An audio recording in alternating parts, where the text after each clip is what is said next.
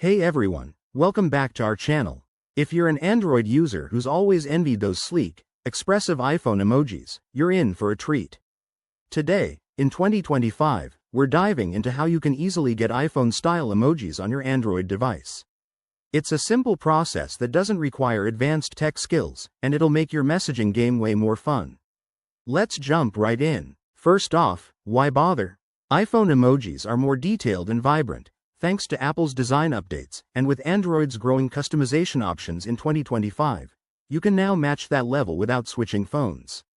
The key is using third-party keyboard apps that support emoji packs. Step 1. Open the Google Play Store on your Android device and search for a popular keyboard app like Gboard or SwiftKey. These apps are free, reliable, and have millions of downloads. Download and install your chosen one. It only takes a minute. Step 2. Once installed, open the app and head to its settings. Look for the Customization or Themes section. In Gboard, for example, you can find emoji packs under the Appearance options. Search for an iOS emoji pack, or something similar. There are plenty available from reputable developers. Step 3. Download the pack and apply it.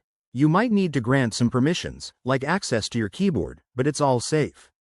Then, go to your phone's settings, System, Languages and Input greater than Virtual Keyboard, and select your new keyboard as the default. Step 4. Test it out.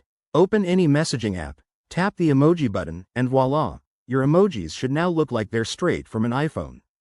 If things don't work perfectly, make sure your Android OS is updated to the latest version, as 2025 brings better compatibility. A quick tip. If you're on a Samsung or custom ROM device, you might have extra options in your built-in keyboard settings. Always back up your data before making changes, just in case.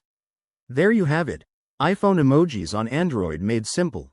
This method keeps your device secure and hassle-free.